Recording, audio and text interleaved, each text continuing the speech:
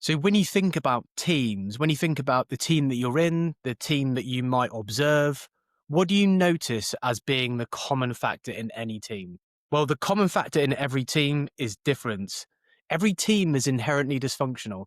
You've got a group of different people coming together with different attitudes, different beliefs, different perspectives, different values. So when you bring that together, it's a recipe for messiness. You've got something that doesn't seemingly fit very well together. So when you bring a group of individuals together, disagreement is a natural property of that. So really our task when we're working with teams is not how do we try and create something that is perfect, that is harmonious, that is really well aligned, is how do we work with difference? Because difference is something that can either unite us or it can divide us. So whilst we need to create the conditions, and I will advocate for the fact that we need to create disagreement in the workplace, disagreement's already there. It's omnipresent. It's everywhere already, just by the very nature of human beings coming together. So the real question isn't whether it's observable, it's whether it's visible, because disagreement is two things. It's either visible, so you can see it, it's expressed constructively or destructively, or it's invisible. People avoid expressing their disagreements. And oftentimes, it is invisible. It's locked away inside of us, that internal conflict. It's eating away at our immune system. And as a result, it's causing an organizational illness. People are living in this constant state of cognitive dissonance where they think one thing, but they act in a different way. Now, the way that we bridge differences is broken. Whether this is in our teams, whether this is with our families, with our partners, with our children's, whether it's in politics, which is an obvious one, the way we handle differences, the way we tackle disagreement is broken. And the way that we leave meetings, the way we engage with meetings leaves people feeling disconnected, disgruntled, and even more disengaged. And in truth, we know that this is complex. There's multiple reasons and factors for this. Because for many of us, history is in operation today. The way that we were raised, our childhood, the way that we were parented, education, life experiences, events that happened. As human beings, we're wired to belong, right? We're social animals that want to fit in. So speaking up, challenging one another, agreeing or disagreeing with someone, it feels like a threat. It's a signal that says to my brain, if I speak up, if I show some type of dissent, I'm going to be thrown out of this group. So we deal with conflicts in different ways. And maybe have a think for a moment. In the presence of conflict, do you walk towards it? Do you engage in it? Do you revel in it? Or do you move away from it? Do you withdraw? Do you avoid it? And the reality is that for most of us, we're just not taught how to disagree well. You think back to school when the teacher would ask the pupils to raise their hand in answer to a question. We're rewarded for giving a right answer. So it's very much giving answers in primary colors, right or wrong. So we've never really been taught how to think critically, how to empathize, how to navigate differences. So in essence, we're needing to rewire how we disagree better. And for most parts, how we let go of the things that we've been taught and lean into a new way of communicating, actively participating, integrating ideas, having brilliant dialogue with people that might have a different opinion to us. So, what is the key to overcoming our differences, to overcoming disagreements? Perhaps we can just ignore the things that we disagree on because I guess out of sight, out of mind, right? Or maybe we should just all get along better. Maybe we should just agree a lot more. And that would lead to less conflict, right? Well, it doesn't quite work like that. And counterintuitively, this is not about disagreeing less or about agreeing more. It's about disagreeing well.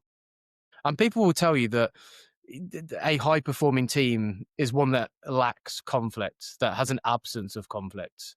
But for me, that would be a red flag.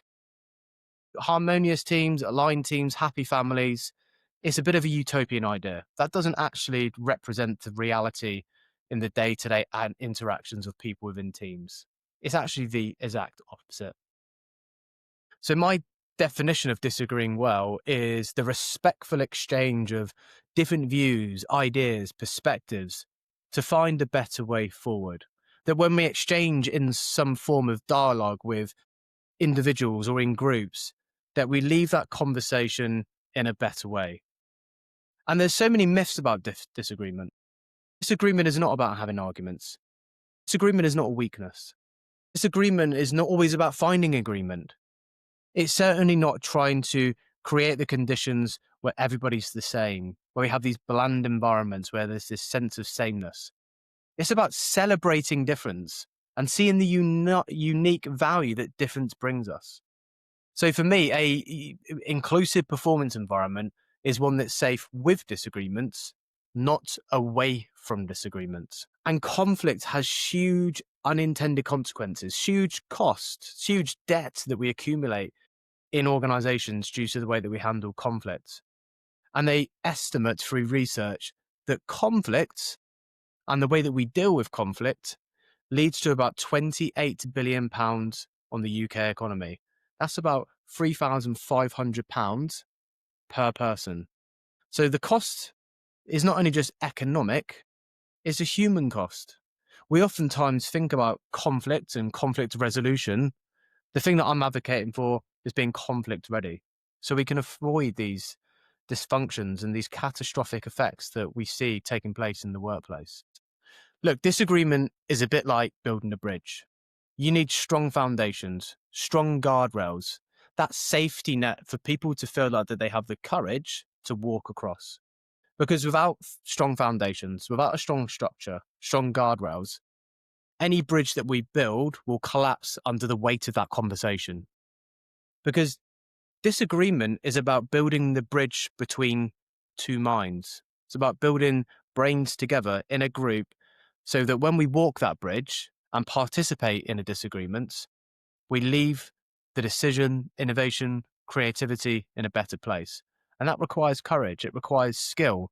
So really, this is about the intersection between how we create the right structures for people to flourish within that framework, but also how we tool people with the skills and with the knowledge to learn how to not only disagree well, but most importantly, how we might respond to disagreements. When I think about dialogue in disagreement, I see it as a thermostat. I'm always asking, what atmosphere are we trying to create here? Because the quality of output in a conversation is very much correlated to the temperature of that dialogue. You don't want it feeling too hot, where the place feels like it's burning down. You've got the conditions of anger, principles built on right versus wrong, winning versus losing. You have contempt, criticism, defensiveness. It feels personal. People are interrupting each other the whole time. On the other extreme, you've got environments that just feel a bit too cold. You've got avoidance issues, people not contributing, the real issues, the elephant in the room not being discussed. You've got surface level conversations. And both of these extremities lead to groupthink, consensus, agreeableness, conflict escalated, or conflict unresolved. What we're looking for, and if you think about this in the context of a fire, you want that crackle of honest conversation where you get ideas rubbing together to create a bit of friction, a bit of heat. And this is positive. It creates sparks. It creates insight. It creates an atmosphere, which is what you want to hear, where people say, you know what, I would do that again. And think about this in your team. When you have disagreements, when you're dealing with a bit of friction, is that something that you would want to go back to? Because that would tell you a lot about whether disagreement is healthy in your environment.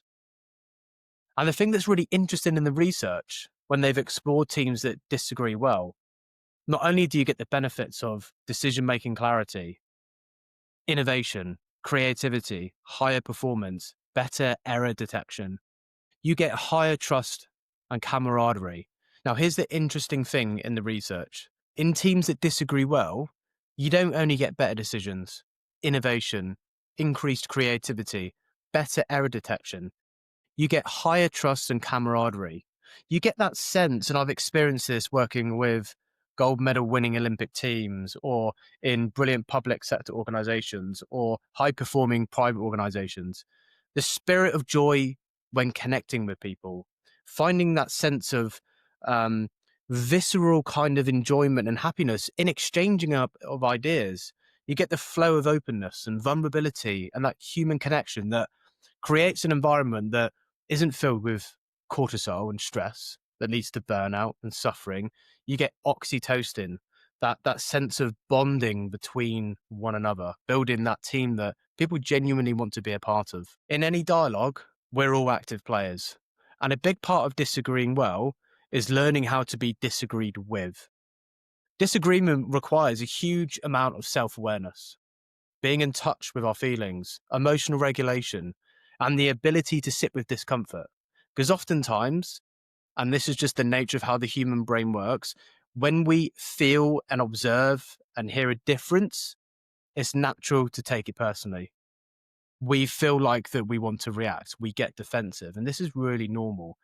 So the skill of being able to disagree well is being able to absorb the things that rub up against our beliefs. It requires the vulnerability to be emotionally wounded.